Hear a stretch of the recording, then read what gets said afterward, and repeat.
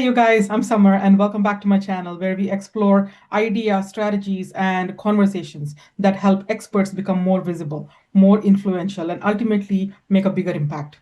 And right now, Bookmas, you guys, authors, this conversation is for you. Just pay attention to what we talk today because today we talk about building an authority as an author.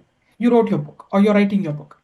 Let me tell you something. There are thousands of brilliant people, talented people out there, but there are very few people that become the person everybody thinks of first. Like if I talk about thought leadership, will people think about you? So the question, you guys, is this: what separates expertise from authority? Today, my guest is Ada Cuaresma. She's the founder of Authorized. It's a trademark company. And she's the creator of Catch Method, which is also trademark. It's a framework that she helps experts with. They transform what they know into authority building nonfiction books.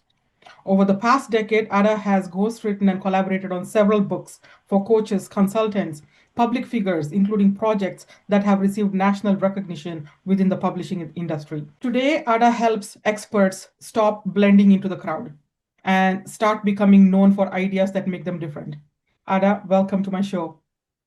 Thanks for having me, Summer. I would love to begin with something that I talked about quite a bit in my own work. Sometimes I talk about something that I call authority pyramid, where visibility is only one layer. Real authority is built when people consistently associate you with a particular way of thinking or solving problems or creating results. So, Ada, from your perspective, how does someone go from simply being an expert at whatever they're doing to becoming an authority? Is there actually a difference?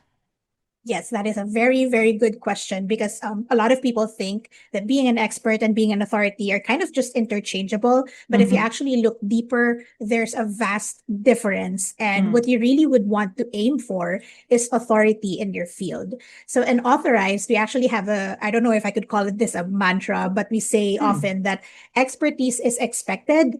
authority is claimed. And what do I mean by Wow. that? Like if you think about when you're looking to hire someone for professional service, whether for your business or even for your personal purposes, right? Mhm, You're looking for a lawyer, an accountant, you're going to the dentist, or you want to mm, hire people to clean your house or to wash your windows, right? You're always looking for someone who has the expertise. You're not mm, thinking who's done this for the first time or who's mm. never done a root canal before. I think I'm going to that dentist. You usually think Yeah. about how long have they been in the business? Are there Yes. reviews and are there positive reviews, right? And Mm, mm, with their knowledge, their expertise. So, in other words, expertise has become the baseline or the bare minimum that we are expecting for professionals or for services that we would like to hire out mhm, to a business or to a person, right? mm, So mm, now if I go to the second part of that mantra where I say authority is claimed, I actually developed my own version of the authority pyramid, which would show you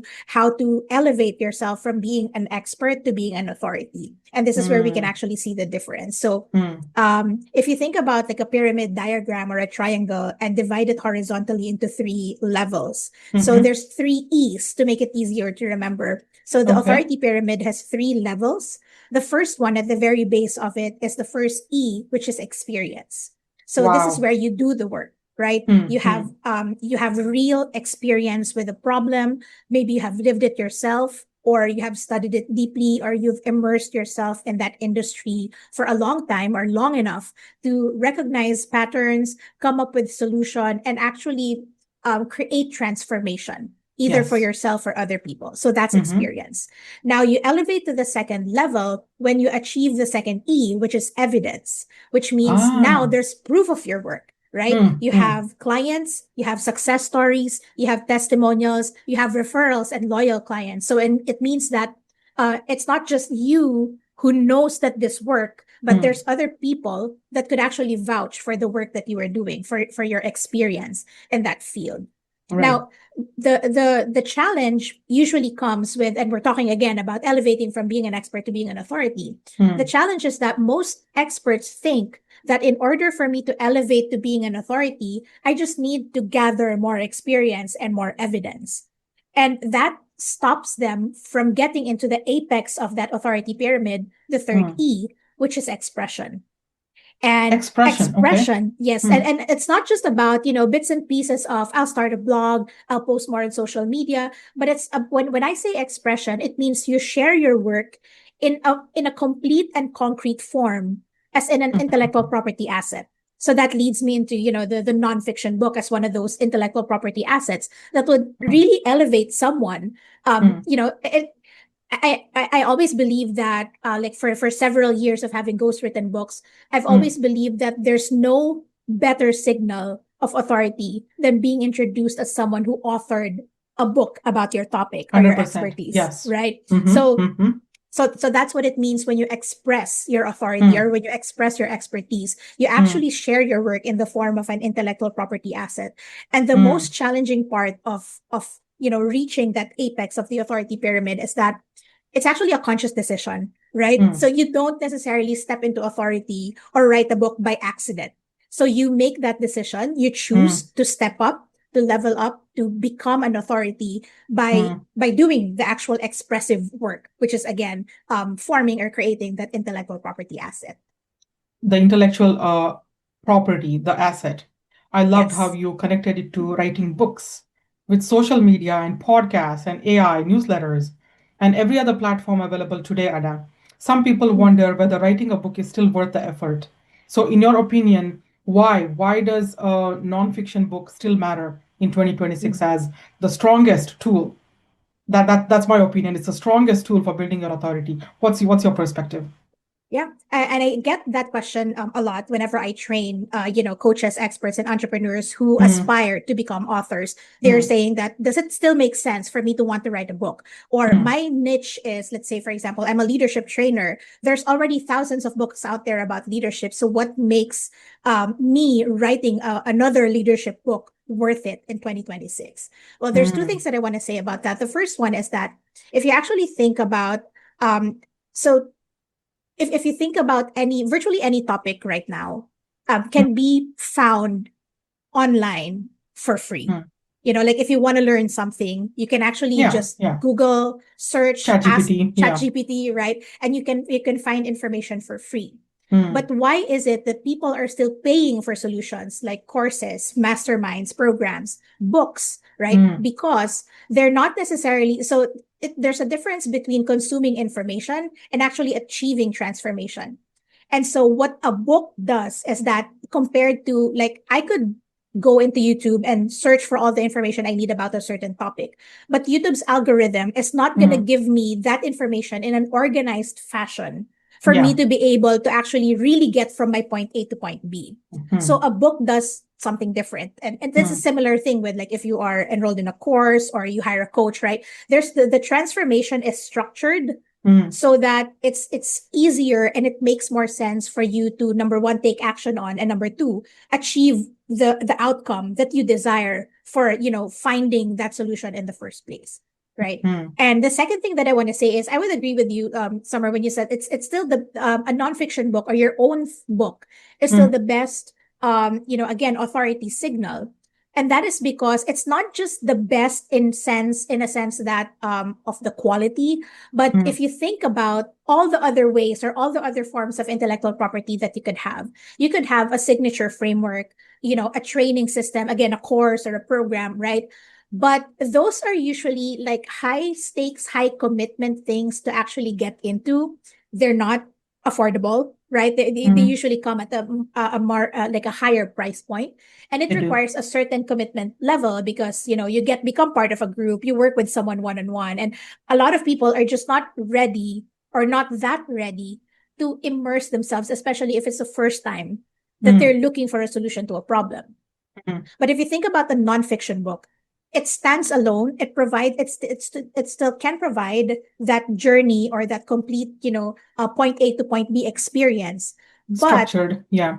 yes, structured, right? And but it's the most affordable and the Mm, most accessible, right? mm-hmm. People can see an ad about your book and can immediately decide whether to buy it or not Yeah. because it's not again it's not a big commitment. And when you buy the book, you basically are reading it and immersing yourself in it at your own pace, at your Mm-hmm. own capacity, right? So there's no accountability group or anything, and so you basically are it's kind of like a more relaxed way to step into that transformation or that solution that you are looking for.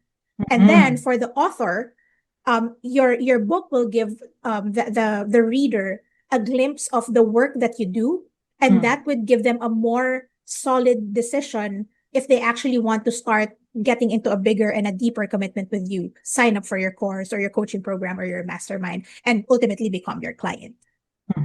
Affordable is the best thing you said, I think. Of all the Yes. things, if people should focus on getting something that can be easily accessible, like right now, easily affordable before they buy a big high-ticketed program, a book. A book Yes. is more than just a little piece of content. I know it captures a lot of years of experience, frameworks, insights that very few other platforms share it like in a structure. I like what you said about Yes. structure in the beginning. You have developed your own framework for this, the catch method, to help people Yes. write nonfiction books, right? So Correct. Yes. can you walk us through that process? Sure. So I just wanted to share, like when I first started writing or ghost writing my nonfiction books for my clients, I was Mm-hmm. also all over the place. But Mm, one thing that was consistent with me, like in the first two, three books that I've ghost written prior to developing the catch method, was that I mm-hmm. actually have, like, I call it like a master document. It's my Okay. overall outline for, the things that I would like to include that needs to be there in each chapter, etc. And that's what kept me systematic and strategic in terms of being able to carry the book from an idea to an actual manuscript.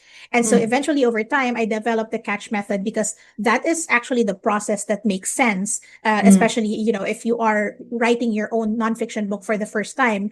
mm, This following the catch method would help you come up or get from your idea to your first book draft. And so I call it catch because mm, CATCH are basically the five stages for carrying through that entire book writing process. So the first step is letter C, which means clarify. So before you mm, even write, your outline or, even before coming up with your title for the book, you need to clarify first what's your goal. And when we say mm, goal, we're not just talking about a topic, okay? And we're not mm, just talking about an idea. So defining the book's clear promise for a specific reader, meaning what's the transformation and who is the person or who is the reader that would benefit most from this, from your idea or from your book promise. So you mm, basically want to narrow down the idea until it becomes visible and visceral. Like mm, someone reads, let's say, the title of your book or the summary of the back cover and says, that book is speaking to me. That's me. I need that book.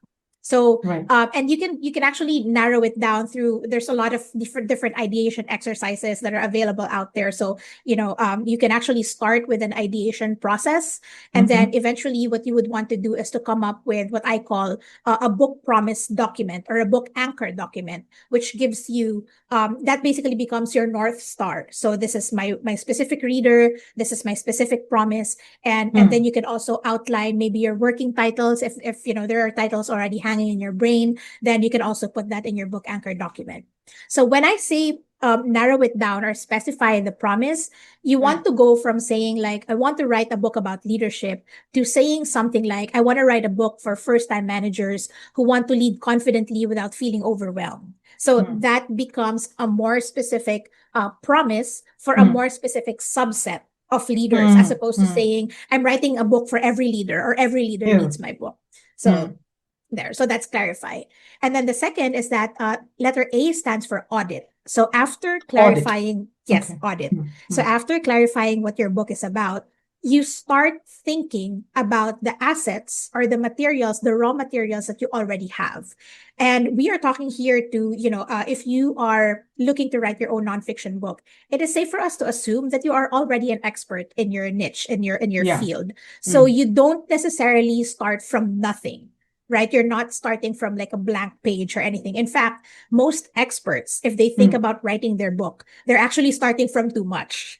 And that's what Maybe, the yeah. audit process is for, right? Mm, So you gather and you evaluate your existing assets. It could be published assets, like if you have newsletters, video recordings of your workshops, your coaching sessions, or maybe webinars, social media posts, testimonials, your website copy. So everything that mm, you have already published, or white papers or research papers, right? Or even private assets, like if you have session notes or voice memos that you send to yourself, Mm, things that you brainstorm, drafts in your computer, maybe questions that you get from discovery or coaching calls. So mm, anything that you already have recorded that speak to your expertise, or mm, anything that you already have recorded in general, just put them all together in a mhm, folder, or like just organize them. And then the next part of the audit is the pruning stage, because mm, I just want to kind of like insert this thought for people who would like to be authors but feel overwhelmed by the process. I feel like, especially for first time authors, there's usually two mistakes that we make that keep us from actually starting to write our book. The first mm. one is feeling that this is the only book that we will write. And because of that, the second mistake is that they think that they have to put everything in that book. Ah, So, yes. right. So that's what makes you feel, so that's what makes you feel overwhelmed and stuck and not starting anything at all. But Mm, the thing, and that's what the audit process does. So you prune the materials that would and would not support the promise that you clarified in the first stage. Because mm, not every asset or not every material that you already have could belong in that book. It could mhm, end up being a series of books, right? mm, Or it could mm. end up being in a future project. So you prune and you evaluate which belongs to this book and which belongs to a future one. Yeah. So that's what the audit stage is. And the audit is very important to the next stage, which is letter T, transform. So when we say transform, you're basically transforming all your assets into two structural pieces. Number one, obviously your chapter by chapter outline. You need that in order to start writing your manuscript. And the second, you alluded to this earlier, Summer, your signature framework. One of the most important things, or one of the most important ways that you could leverage your nonfiction book, is to use it as a foundational piece of your business infrastructure. So your Mm, book becomes, a curriculum for your course, or the basis for your coaching programs, right? So you don't necessarily just write your book and then stop right there. So it's the foundation of mm, the next offers that you have for your business.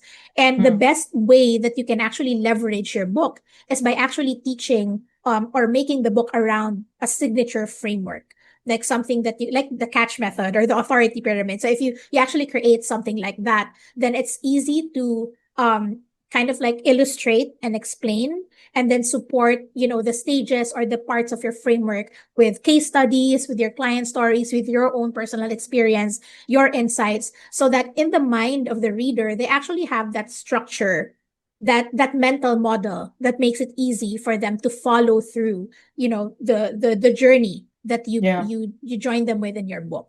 Mm. So that's transform. And then letter C, the second C is create. So finally, after doing, those previous stages, you are now ready to start You haven't even writing your started writing the manuscript. book until the cat is Yeah. done. So Okay.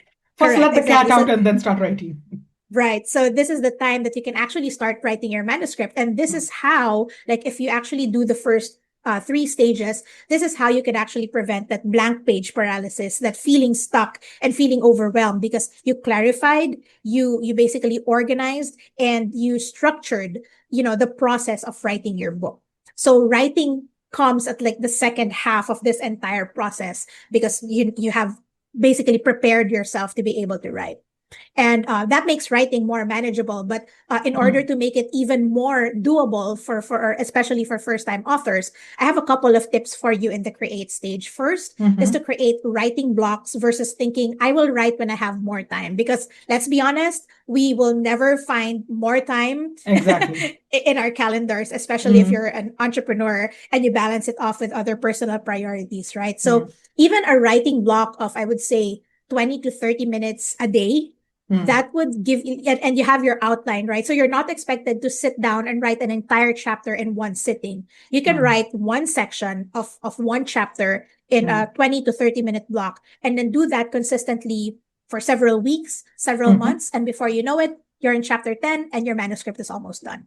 Right. mhm, The mm, second tip that I have is actually a hack. And this mm, is something that I did with my first ghostwriting client when he asked me to write his book. I said, you know what, the best thing for us to do, because he had a deadline. There's like mm, a book fair that he wanted to launch his book in. and which was, I think, like 3-4 months away. And I said, Mm. the best thing for us to do is to come up with interview questions. We'll have someone interview you, and then you can transcribe that. And then, so I won't necessarily be writing anything except organizing the transcript. And that became the manuscript for his book. So, Mm. because especially for many experts, we are able to talk so much about the topic that we are an expert in, right? Mm. So, and we write, not, we talk better or faster than we can write. Yeah. So I think that's just really a useful hack for anyone who's really looking to move forward with being able to write their manuscript. And Without then, overwhelming. Yeah. yes, And then exactly. there's edge. And it feels more natural, right? I mean, even over lunch or over coffee, you're able to talk about your expertise just like that. So you might as well leverage that, that natural um feeling or natural activity in terms Mm. of being able to write the content of your book. And Mm-hmm. finally, letter H stands for hone. So this is basically the Oh. editing and the Mm. finalizing of the manuscript. And um editing is usually normally done by someone else, usually a Yes. professional editor, because Mm-hmm. we need a fresh set of eyes to be able to do copywriting, structural editing. So there's different levels of editing that's being done to finalize your manuscript. And obviously, if you're the person who spent months putting together your manuscript, it's kind of like difficult to see how else it can be restructured, or how else something can be, can be improved, or how, or to proofread what you already wrote. So a Mm. fresh set of eyes and someone who actually does editing professionally is usually your best bet for Mm-hmm. finishing off this stage in the catch method. So that's, the 5 stages of the catch method to help you turn your expertise into your authority building nonfiction book. I wasn't expecting the horn. Okay. I still have more questions for you. We could talk Sure. forever, but because I know this stops a lot of authors, aspiring authors. Mhm. Many people tell themselves, I don't have anything new to say, like somebody else has already written this book. So, how do you help people recognize that it's not just what they know that matters, it's how they communicate it and the perspectives they Correct. bring? Yep, especially that's exactly the answer to that question. Like, if again, if you're thinking there's already thousands of books about Mm. fitness or about Mhm. leadership, well, first of all, you want to clarify, like I said earlier, narrow down the idea so that Mm. it feels visible and visceral to your target readers. And again, they're not necessarily looking for your topic, or they're not reading your book because of the topic. They're actually going to read it because of your perspective in the topic.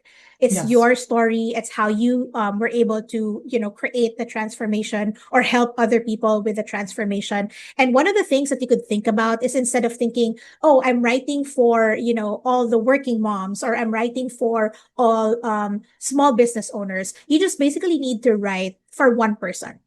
So Yeah. you think about talking to that single person. I'm sure Mm. in business language, this is called your ICP or your ICA, like your client avatar or your ideal client profile, right? So if you could give it a name, so if you talk to that person and really think about writing from their perspective, what's their aspiration, what are their pain points, what keep them up at night. So it drowns out that idea of, oh, there's so many books already about this topic, but Mm. your it would come, you will be writing from the intention of actually helping that one person. And so what Mm. do you want to share to that person? What are the stories that you would want to share that would inspire them or motivate them? And how will you present the solution for them? What are the questions that you would ask them so that they can uncover and have realizations on their own? And how would you guide them through that, or that person through that process, so that ultimately, you're able to help them overcome their adversity and rise above their challenges, so to speak. Mm. So that is authority, right? Like contributing Yes, something thoughtful, useful, and uniquely in your own voice. exactly. Yep, and that's how you create thought leadership as well. So you're able to share your take, your Mm. perspective on that Mm. particular topic, as Mm. opposed to, and being specific about it. Like I said, visceral and visible, as opposed to just talking about, you know, dictionary definition level of Mhm. that topic or of that insight. That is true. You are profoundly insightful. What are you working on these days, Ada? Yeah, so right now, well, Authorized, I Mm. established that company specifically for, coaches, consultants, and service-based experts who are looking to author their own nonfiction books. And so I offer coaching and ghostwriting services, Wow. privately and in a group. Yep. And actually, one of the best ways to start working with me is I also have a mini program called Mm. Authorized Flow. Authorized flow. This is specifically for people who actually started their book project but got stalled or stuck for whatever reason. So Mm. I would spend 60 minutes with them, Mm. diagnosing the problem and then helping them get to the right direction. It may not necessarily mean that, oh, I'll continue writing that book, but maybe we could take a look at, is your book idea or what you wrote maybe months or years ago still supporting the direction that you would like to make? Then we Mm. can, kind of like ideate or think about the direction that you would like to take from that point on. But yeah, mainly coaching and ghostwriting services for people who would like to be nonfiction book authors. Beautiful. For somebody that really wants to write a book, but they're overwhelmed, you would be the perfect solution. Make Thank their you. lives easier and then make it look possible. A lot of authors have, aspiring authors have books in their heads, but they have no idea what to start with and how to start, what resources to get. But if there's somebody like you sitting beside them and saying, let's do this first, let's clarify, and then let's do this, and let's, audit Yeah. your things. And step by step, the book will be written, and before you know it, you are an authority in your field. One of the things as well that you would realize, like as you go through the journey, is that you're not just shaping your book, but your book is also shaping you. Like when you are becoming an author, it takes you into that journey of self-discovery. You realize the things, or that you thought were impossible to do, and you're able to Yeah. kind of like break through the glass ceiling, Mm, and just mm, kind of like accomplish something that most people could just talk about and never really get into doing. Where can people find you? Now, people Yep. have So listened to you and they are like, this is the perfect person I want in my life. So, how do they sure. go looking for you? Yep. You can go to my website. That's Mm, gogetauthorized.com, mm. and you can send me a message and also read more about the services that I offer there. Wonderful. You guys, all the links that you need for Ada are right in the description below. If you want to know more about Ada, work with her, also connect with her on LinkedIn and send her a DM. Just connect with somebody that'll move your book forward. If you're enjoying these Teach Me Something conversations, please like and subscribe this and share this episode with somebody that has years of experience inside them, and perhaps that book is just waiting to be written. Ada, thank you so much for being here and being a resource for Bookmas. Bookmas is our 5 month visibility sprint for authors Wow. who want to gain more authority and be seen in front of their people. Yep. So Thank you. thank you very Thanks, much Summer, for for being having me. here. Happy Bookmas.